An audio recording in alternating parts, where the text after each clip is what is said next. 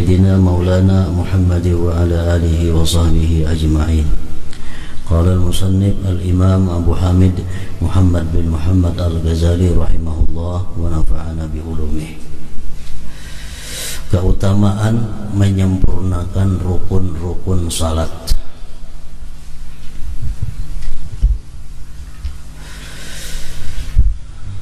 Nabi sallallahu alaihi wasallam bersabda, "Mathalus salatil maktubati kamathalil mizan, man awfa istawfa."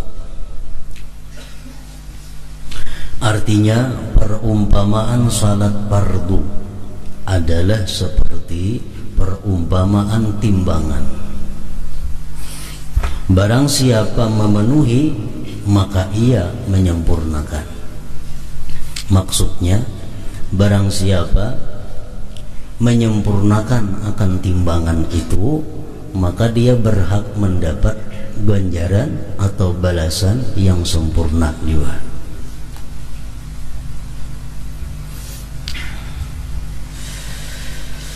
Yazid Ar-Raqashi berkata, salat Rasulullah itu rata, seolah-olah ditimbang. Artinya sembahyang Nabi itu kada terlalu ancap, kada terlalu gimit, kada terlalu lambat. Artinya sembahyang Nabi kita itu rata, seolah-olah ditimbang. Nabi sallallahu alaihi wasallam bersabda, "Innar rajulaini min ummati la yaqumani ila salati wa ruku'uhuma wa sujuduhuma wahid wa inna ma baina salatayhima ma baina as-sama'i wal ard." Artinya, sesungguhnya dua orang dari umatku berdiri untuk salat,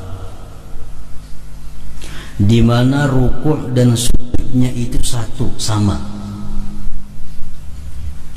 Dan sesungguhnya apa yang di antara keduanya adalah apa yang antara langit dan bumi.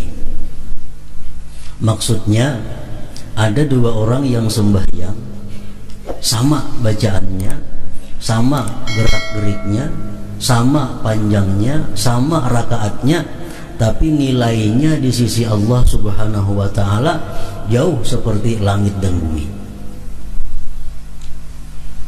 Yaitu beliau menunjuk, mengisyaratkan kepada kekhusyuan. Nang saikung sembahyang bujur sama lawan nang tadi, cuma ini khusyuk. Nang saikung ini kada. Nah, maka nilainya di sisi Allah sama jaraknya antara langit dan bumi, antara dua orang yang sembahyang tadi. Dan Nabi sallallahu alaihi wasallam bersabda, "La yanzurullah yaumal qiyamah ilal abdi la yuqimu sulbahu baina ruku'ihi wa sujudihi." Artinya, pada hari kiamat Allah tidak memandang, kada memperhatikan, kada menghiraukan hamba yang tulang belakangnya tidak tegak di antara ruku' dan sujudnya. I'tidal. Artinya orang ini sembahyang, i'tidalnya itu kada ada tumakninah. Bila sembahyangnya ini kada ada tumakninah, i'tidal, berarti sembahyangnya pun kada sah. Karena tumakninah merupakan salah satu di antara rukun-rukun sembahyang. Jadi tumakninah itu artinya adalah i'tidal di sini seperti kita berdiri semula. Sujud, habis sujud kita i'tidal, ruku, habis ruku i'tidal. Nah, tegaknya berdiri kita waktu i'tidal itu seperti kita berdiri membaca Fatihah, tegak. Bila kurang pada itu berarti kita kada bertumakninah. Jadi umpamanya rata awak kita waktu berdiri, waktu qiyam, nah kemudian Allahu Akbar ruku, kayaknya sami Allahu liman hamidah mesti terbulik kayak asal, terbulik kayak asal, tegak. Bila bingkok sedikit aja berarti kada tumakninah ngarannya. Amal sembahyang baancap-ancap ya nangka itu kada bertumakninah lagi. Nah, Allah kadang menghiraukan orang itu pada hari kiamat, kadang memandang, kadang mengasihinya. Dan Nabi sallallahu alaihi wasallam bersabda, "Ama yakhaful ladzi yuhawwilu wajhahu bis shalah ay yuhawwilallahu wajhahu wajha himar." Artinya, tidakkah takut orang yang mengalihkan mukanya di dalam salat, bahwa Allah mengalihkan, merubah mukanya sebagai muka keledai.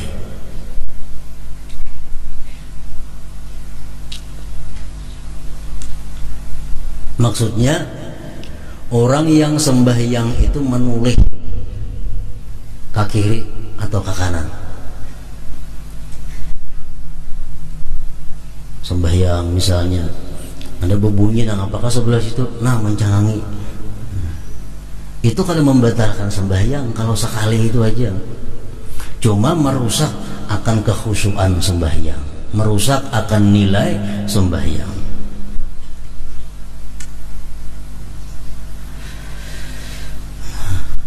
Tidakkah takut orang yang mengalihkan mukanya di dalam salat, bahwa Allah mengalihkan, merubah mukanya sebagai muka keledai.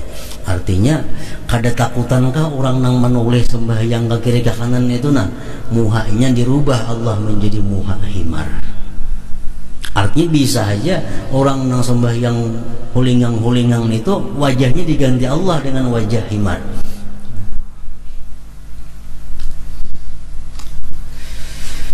Dan beliau sallallahu alaihi wasallam bersabda, "Man shalla li waqtiha wa asbaga wudu'aha wa atamma ruku'aha wa sujudaha wa khusyu'aha arajat wa hiya bayda musbirah taqulu hafizakallah kama hafizani wa man shalla li ghairi waqtiha wa lam yusbig wudu'aha wa lam yutimma ruku'aha wala sujudaha wala khusyu'aha arajat wa hiya sauda muzlimah taqulu dayya'akallah kama dayya'tani hatta idza kanat haitsu sya'allah luffat kama yulaffu thawbul khalaqu fayudrabu biha wajhuhu."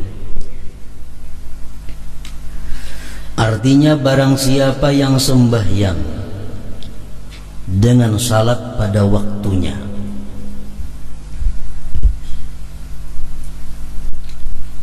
dan ia menyempurnakan wudunya,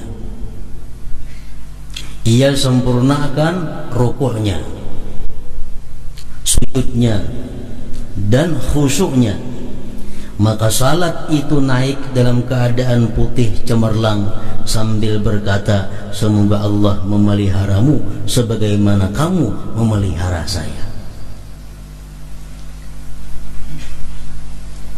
Dan barang siapa salat di luar waktunya dan dia tidak menyempurnakan wudunya dan tidak menyempurnakan rukuknya, sujudnya, dan khusyuknya, maka salat itu naik dalam keadaan hitam gelap sambil berkata, "Semoga Allah menyia-nyiakanmu sebagaimana kamu menyia-nyiakan saya." Sehingga apabila salat itu sekiranya dikehendaki Allah, maka salat itu dilipat sebagaimana kain usang, sebagaimana kain usang itu dilipat, lalu dipukulkan ke wajahnya orang yang sembahyang tadi. Dan Nabi sallallahu alaihi wasallam bersabda, "Aswa'un nasi sariqatan alladhi yasriqu min salatihi." Artinya, sejahat-jahat manusia mencuri adalah orang yang mencuri dari salatnya. Mencuri salat artinya apa? Kada batumaninah, ya tidalnya kada tumaninah, rukuknya kada tumaninah, sujudnya kada tumaninah, duduk antara dua sujudnya kada tumaninah. Malah kasih mencapi sembahyangnya. Ibnu Mas'ud radhiyallahu dan Salman Ibnu Mas'ud radhiyallahu anhu dan Salman radhiyallahu anhu berkata, "Salat itu takaran. Barang siapa yang memenuhi maka ia telah menyempurnakan, Dan barang siapa yang mengurangi takaran, maka ia telah mengetahui apa yang difirmankan Allah mengenai orang-orang yang mengurangi takaran. Orang-orang yang mengurangi takaran diancam Allah dengan wailun lil mutaffifin, azab yang sangat bagi orang yang mengurangi takaran atau timbangan itu.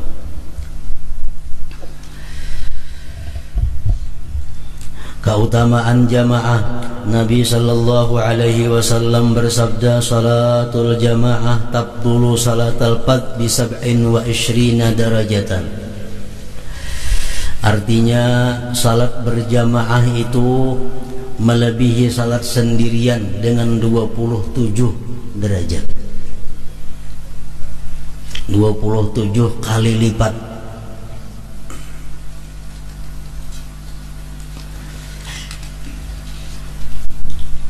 Jadi para ulama menyimpulkan banyak keuntungan-keuntungan yang didapat oleh orang yang sembahyang berjamaah daripada orang yang sembahyang sendirian itu. Antara lain mereka menyebutkan, pertama, al-masyu ilal masjid, berjalan ke masjid. Amun sembahyang di rumah sorangan kadang terdapat fadilatnya berjalan ke masjid itu. Nah, kalau berjamaah ada pahala berjalan ke masjid. Maka Rasulullah mengatakan berjalan ke masjid itu setiap langkahnya meninggikan derajat dan menghapuskan dosa. Makin jauh masjid yang dituju, makin afdal, makin banyak pahalanya artinya. Yang kedua, dukhulul masjid, masuk masjid. Masuk masjid dengan niat sembahyang berjamaah itu satu pahala. Amun sembahyang di rumah kada dapat itu. Yang ketiga, i'tikaf. I'tikaf di masjid ada pahalanya. Berdiam di masjid dengan niat i'tikaf pahala walaupun 5 menit. Namun di rumah kada kawa i'tikaf. Yang keempat, salat tahiyatul masjid. Kalau di rumah kada ada salat tahiyatul masjid. Di masjid kita dapat pahala tahiyatul masjid itu, walaupun kita kadang memperbuat sembahyang tahiyatul masjid. Misalnya kita ke masjid, orang sudah tuntung azan, langsung sembahyang qabliyah, isya atau maghrib atau zuhur atau asar. Masuk masjid langsung sembahyang qabliyah karena orang sudah azan. Nah, sekaligus kita dapat pahala tahiyatul masjid. Walaupun kita kada sembahyang tahiyatul masjid, tapi dapat pahala tahiyatul masjid. Namun di rumah kada ada tahiyatnya. Yang kelima, fadilatnya orang sembahyang berjamaah itu ta'awun alat ta'ah, tolong menolong atas taat. Imam dengan makmum, makmum dengan makmum yang lainnya itu saling tolong menolong dalam ketaatan. Makin banyak orang yang datang berjamaah, makin banyak pahalanya. Nah, jadi dengan berjamaah itu kita dapat pahala wa ta'awanu 'alal bir, bertolong-tolong dalam kebaikan. Sampai yang sorangan di rumah kan ada menolong kepada taat. Yang keenam, sembahyang berjamaah itu ada intizarul jamaah, menunggu jamaah. Duduk misalnya di masjid menghadang imam. Nah, selama duduk menghadang imam menunggu imam itu dihitung oleh Allah sembahyang. Dihitung oleh Allah sembahyang. Jadi kita menunggu imam seperempat jam hanya datang. Seperempat jam itu walaupun kita duduk biasa aja dihitung oleh Allah pahalanya sama dengan pahala sembahyang. Nah, di rumah kalau dapat pahala itu. Yang ketujuh, orang sembahyang berjamaah itu istighfarul malaikat, dapat istighfar dari malaikat. Malaikat memintakan ampun kepada Allah terhadap orang-orang yang sembahyang berjamaah. Malaikat memintakan ampun. Dan bila malaikat memintakan ampun, pasti diampuni oleh Allah. Sembahyang di rumah kada dapat istighfar malaikat. Yang kedelapan, syahadatul malaikat. Malaikat menyaksikan nanti pada hari kiamat bahwa Fulan bin Fulan ini adalah ahli masjid, Fulan bin Fulan ini ahlinya langgar, karena dia aktif sembahyang berjamaah di langgar atau masjid.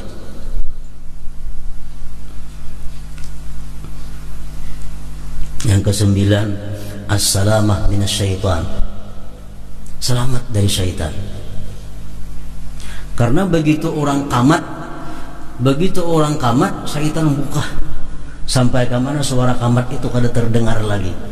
Nah, jadi orang sembahyang berjamaah itu selamat daripada gangguan godaan syaitan. Orang sembahyang sorangan kada terhindar daripada syaitan ini.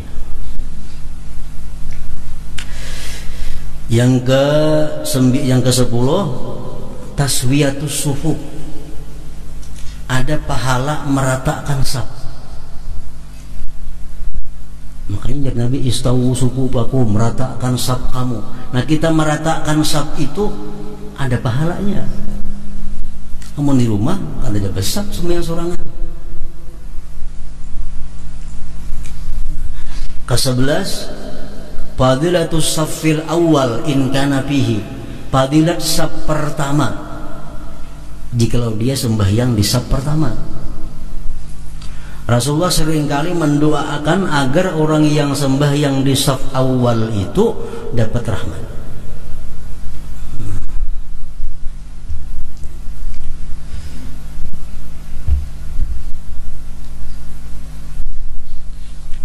Fadilatus saffil awal, fadilat saf pertama. Sembahyang sorangan kata dia besar.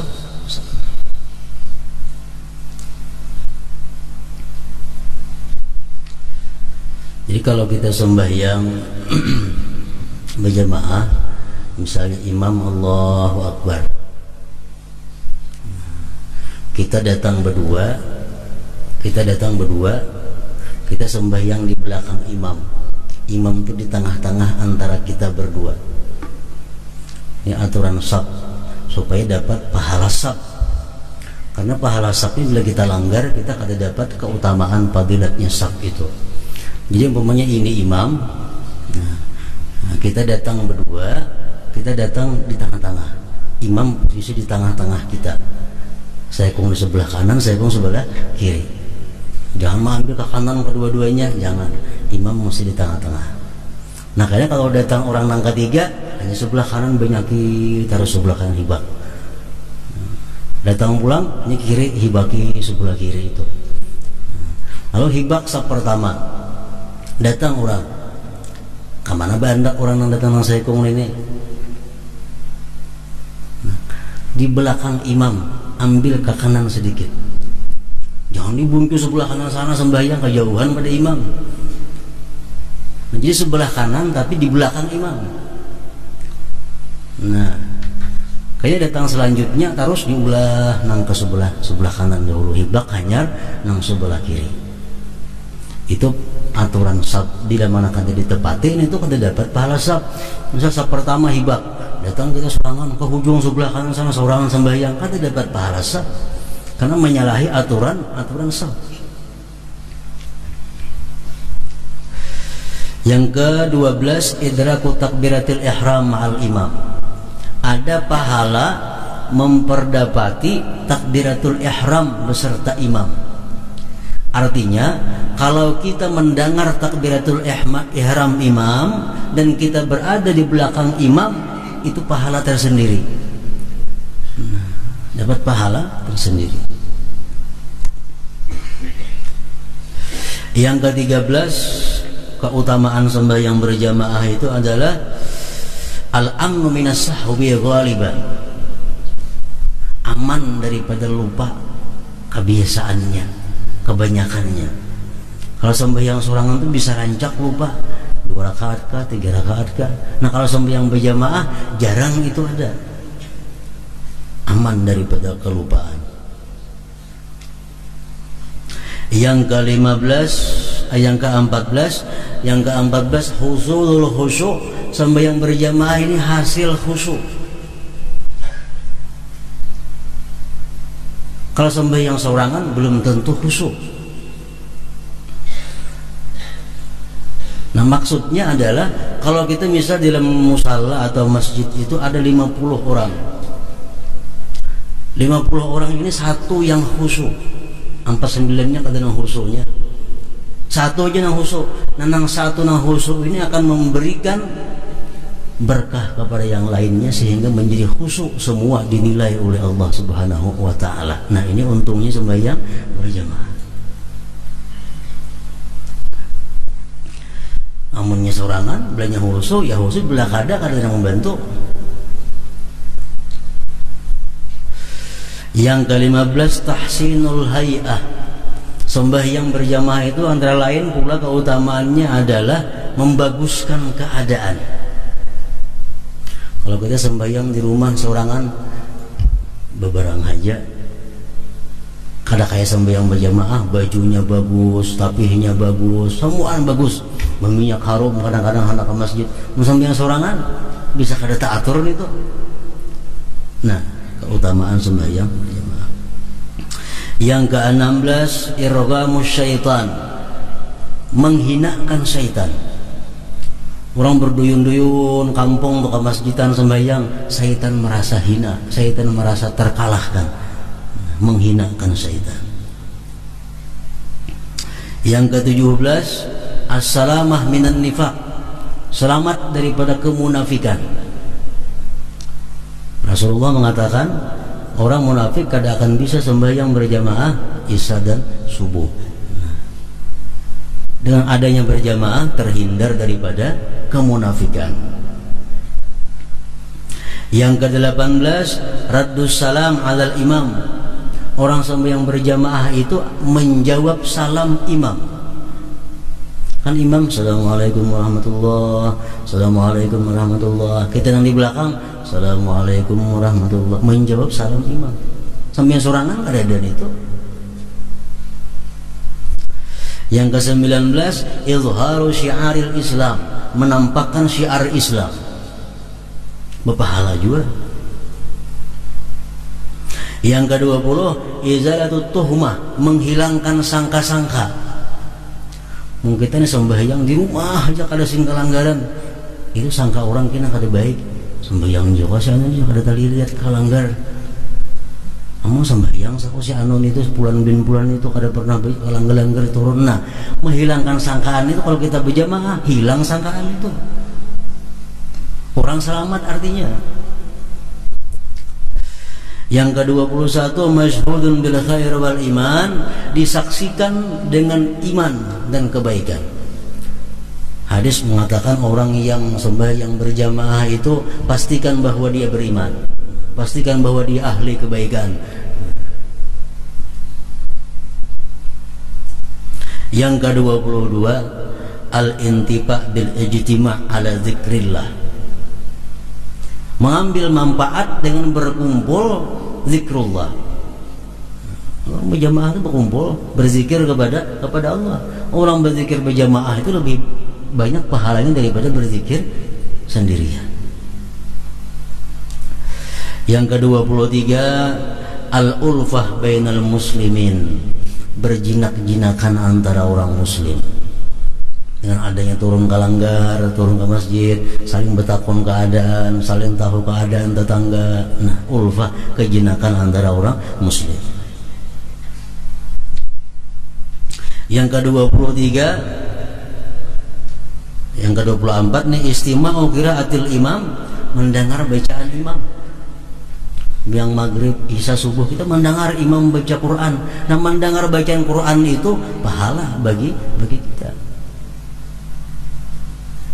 Yang ke-25 at-ta'min ma'al imam, mengucap amin bersama imam.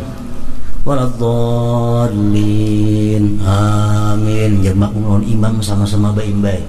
Nah, bila tak imbai aminnya imam dan makmum, maka Allah akan mengampuni dosa mereka itu. Orang sampai yang berjamaah dapat itu. Yang ke-26, ittiba'us sunnah. Sembahyang berjamaah berarti orang ini ada orang ahli sunnah. Dia pengikut sunnah. Yang ke-27, al-mautu ala husnul khatimah. Matinya orang ini nanti husnul khatimah. Karena ujar Nabi, siapa-siapa yang hendak mati dalam keadaan Islam, hendaklah sembahyang berjamaah. Nah, jadi 27 yang didapat oleh orang yang sembahyang berjamaah ketimbang orang yang sembahyang sorangan tadi. Nah, salatul jamaah tabdulu salatul qad bi 27 derajat. Salat berjamaah itu melebihi salat sendirian dengan 27 derajatnya. Abu Hurairah meriwayatkan bahwasanya Nabi sallallahu alaihi wasallam merasa kehilangan beberapa orang pada sebagian salat.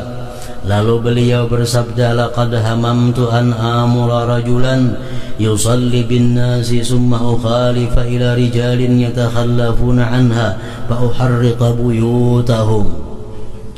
Artinya, sungguh aku berkeinginan, ujar Nabi, untuk memerintahkan seseorang laki-laki untuk salat dengan manusia.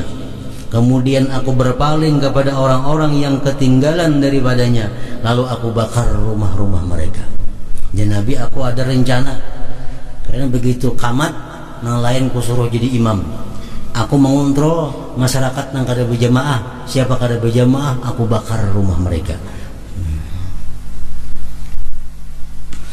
Dan dalam riwayat lain, summa ukhalifa ila rijalin yatakhallafuna anha fa amara bihim fatuharraqu alaihim buyutuhum bihazmil hadabi walau alima ahaduhum annahu yajidu azman saminan aw marmatayn la syahidaha, yakni salat al-isya. Artinya, kemudian aku berpaling kepada orang-orang yang bertinggal daripadanya sembahyang berjamaah, lalu aku menyuruh mereka, lalu rumah-rumah mereka dibakar dengan seikat kayu bakar. Dan seandainya seorang dari mereka mengetahui bahwasanya ia mendapat tulang yang gemuk atau 2 buah delima, niscaya ia menghadirinya, yakni salat isya itu. Utsman radhiyallahu anhu berkata dengan marfu', man syahida al-isya faka'annama qama nisfa lailah wa man syahida subha faka'annama qama lailah. Artinya, barang siapa yang menghadiri sembahyang isya berjamaah, maka seolah-olah ia mendirikan setengah malam, beribadah setengah malam. Dan barang siapa yang menghadiri subuh, maka seolah-olah ia mendirikan beribadah 1 malam. Orang nih isya berjamaah, subuh berjamaah, itu sudah dianggap orang ini menghidupkan malam dengan ibadah. Sudah dianggap menghidupkan malam dengan ibadah. Dan Nabi sallallahu alaihi wasallam bersabda, man shalla salatan fi jama'atin faqad mala'a nahrahu ibadatan. Artinya, barang siapa yang salat dengan berjamaah, maka ia telah mengisi lehernya dengan ibadah, memenuhi badannya dengan ibadah. Artinya, kenapa? Karena semuaan beribadah. Orang sampai yang berjamaah itu mata jangan kepasahaban, ibadah. Telinga mendengarkan bacaan imam, semuaan gerak-geriknya adalah ibadah. Man shalla salatan bi jama'atin faqad mala'a nahrahu ibadatan. Artinya, barang siapa yang salat dengan berjamaah, maka ia telah mengisi lehernya dengan ibadah. Nah, keutamaan sembahyang berjamaah tadi dan ancaman-ancaman bagi orang yang kada sembahyang berjamaah itu ditujukan untuk kaum laki-laki yang balik, berakal, merdeka, sihat. Bagi kaum perempuan kada diancam dengan sedemikian ancaman kalau kada sembahyang berjamaah. Dan menurut para ahli fikih, bahwa perempuan-perempuan itu alangkah baiknya mereka mendirikan jamaahnya di rumahnya masing-masing. Itu paling baik. lebih ganal pahalanya daripada umpat ke masjid atau ke langgar ke musala. Dalam kitab banyak kitab-kitab fikih mengatakan demikian. Jadi bini-bini misalnya di rumah, umumnya jadi imam, anak bini-bininya jadi makmum, nang manggandingin di rumah jadi makmum, sambayang berjamaah di rumah. Lebih afdal itu daripada umpat ke masjid berjamaah atau turun ke langgar berjamaah. Terutama apalagi kepada perempuan-perempuan yang masih muda. Itu menurut hukumnya. Amun nak mencari ganal pahala, sambil yang di rumah aja berjamaah, ada usah ke masjid. Cukup nang ibunya jadi imam, nang anak-anak biniannya mah ikut di belakang, sudah berjamaah ngarannya. Lebih afdal itu.